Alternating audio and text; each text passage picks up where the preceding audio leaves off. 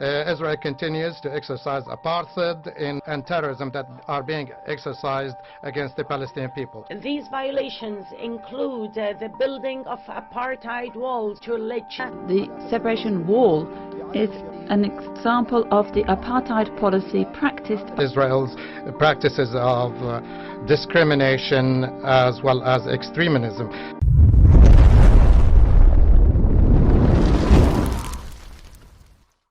안녕하세요. 로고스 TV를 방문해 주셔서 감사합니다. 방금 인트로에서 보신 내용은 지난번에 소개한 영상에도 들어있던 장면인데요. 2017년에 열린 유엔 인권이사회에서 카타르, 수단, 시리아, 바레인, 사우디아라비아 등 아랍 국가 대표들이 이스라엘이 아파르테이드 정책, 즉 이스라엘이 팔레스타인 사람들에 대해 인종차별 정책을 시행하고 있다고 비난한 장면입니다. 이에 대해 NGO 유엔워치의 이사 힐렐 노이어가 한때 이라크, 이란, 이집트, 알제리, 모로코 등 중동과 아랍 지역에 살던 100만 명의 유대인이 지금 어디에 있나 하고 되물었죠. 그 장면도 다시 한번 보시죠. Now I'd like to ask the members of that commissioned that report, the Arab states from which we just heard, Egypt, Iraq, and the others, how many Jews live in your countries? How many Jews lived in Egypt, Iraq, Jordan, Kuwait, Lebanon, Libya, Morocco? Once upon a time, the Middle East was full of Jews. Algeria had 140,000 Jews. Algeria, where are your Jews? Egypt used to have 75,000 Jews. Where are your Jews? Syria, you had tens of thousands of Jews. Where are your Jews? Iraq, you had over 135,000 Jews. Where are your Jews? Where is the apartheid, Mr. President?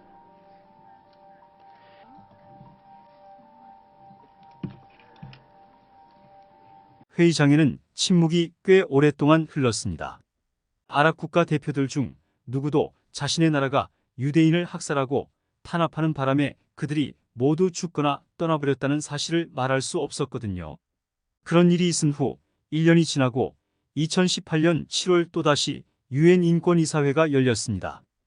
이번에도 유엔워치 이사 힐렐 노이어는 다음과 같이 발언했습니다. Mr. President, 1 year ago in this chamber, I asked the Arab states a simple question. Where are your Jews? My question was met with dead silence. Millions of people worldwide watched the video, witnessing for themselves the hypocrisy and double standards that characterizes much of what is said and done here. Today I have come to provide the answer to my question. Algeria, Iraq, Syria, Egypt, Lebanon, Yemen, Libya.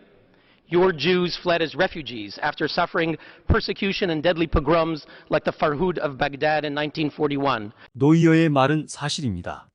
그리고 노이어가 언급한 바그다드, 파르후드란 1941년 이라크의 바그다드에서 일어난 대규모 유대인 학살 사건을 뜻하는 말입니다. 당시 바그다드는 유대인의 도시로 유명했는데요. 실제 숫자는 약 5천 명에 불과했지만 바그다디 유대인이란 별명으로 불리던 그들은 대부분 부유한 상인으로 이라크를 중심으로 중동의 상권을 장악했기 때문에 큰 영향력을 지니고 있었습니다. 사건이 발생한 건 2차 세계대전 중이었는데요. 나치 편을 들던 이라크 왕국과 영국의 전쟁에서 이라크가 순식간에 패배하자 바그다드에서는 대규모 폭동이 일어났습니다. 이때 유대인들이 영국 편을 들었다는 소문이 돌았고 폭도들은 도시의 유대인 구역을 습격하기 시작했습니다. 그 결과 180명 이상의 유대인이 사망하고 1000명 이상이 부상당했으며 900채의 집이 불에 탔습니다. 당연히 사건 직후 유대인들은 난민이 되어 이라크를 떠나기 시작했죠. 그들 중 일부는 이스라엘로, 다른 일부는 미국이나 유럽의 여러 나라로 흩어졌습니다. 이라크 바그다드의 파르후드는 20세기에 중동에서 벌어진 유대인 탄압 사건의 한 사례에 불과합니다. 이번에는 모로코를 볼까요?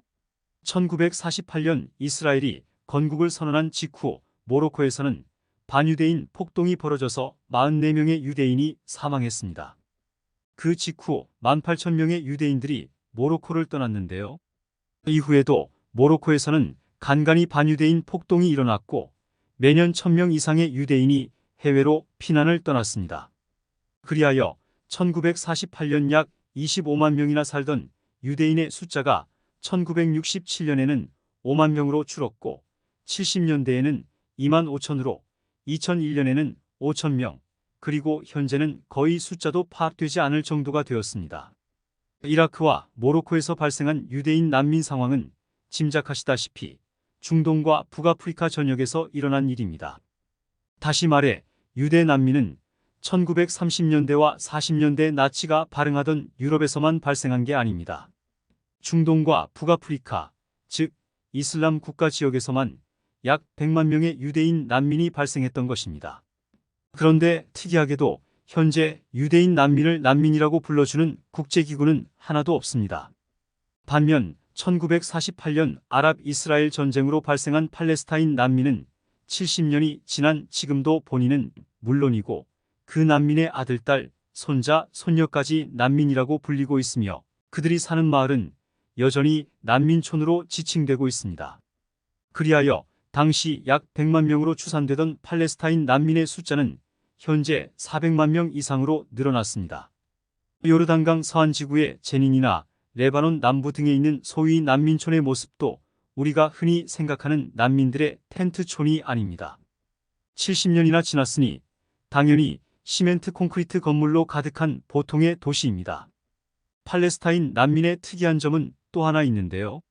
팔레스타인 난민의 복지만을 책임지는 UN 기구가 있다는 사실입니다. 바로 울라 UNRWA가 바로 그 기구인데요. 울라는 가자, 지구, 요르단강 서안 지구, 요르단, 레바논, 시리아에 있는 400만 명 이상의 팔레스타인 난민에 대한 교육, 보건, 복지, 구급 등을 담당하는 유엔의 봉사기관입니다. 그리고 울라 활동의 수혜자는 1948년 팔레스타인 철수 전에 2년 동안 팔레스타인에 살고 있었으며 그 집과 생계를 잃은 사람과 그 자손이 대상입니다. 다시 말씀드립니다. 자손까지 대상입니다. 난민에 대한 이런 규정 들어보신 적이 있습니까? 우리나라도 1950년에 일어난 6.25 전쟁으로 수백만 명의 난민이 발생했지요. 특히 북한에 살던 사람들은 집과 땅을 모두 놔두고 남으로 피난 온 경우가 많습니다. 그런데 그분들 지금도 난민이라고 부르나요? 유엔이 지금도 그분들을 지원하고 있습니까? 그분들의 후손도 난민이라고 부르나요? 전 세계 어디에나 처음에는 난민이었던 사람도 곧 새로운 나라에 적응하고 새 직장을 얻어서 살면서 난민에서 벗어나기 마련입니다.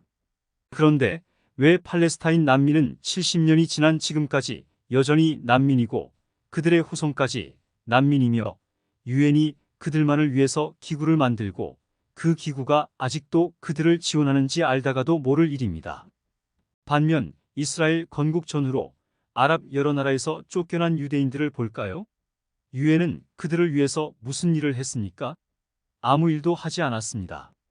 집과 땅을 두고 쫓겨난 유대인들은 그냥 유럽과 미국, 이스라엘 등지로 흩어져 거기서 새로운 일을 하고 새로운 삶을 꾸려갔습니다.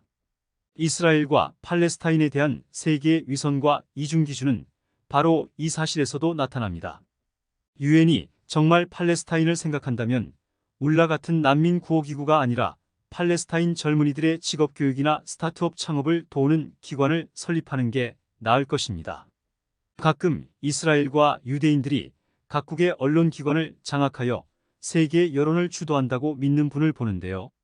로고스TV의 판단으로는 현실에서는 오히려 아랍과 팔레스타인 쪽의 입장을 대변하는 목소리가 더 크다고 봅니다. 로고스TV가 소개하는 이런 단순한 역사적 사실을 알려주는 매체조차 거의 없지 않습니까? 재미있게 보셨으면 구독과 좋아요 부탁드립니다. 감사합니다.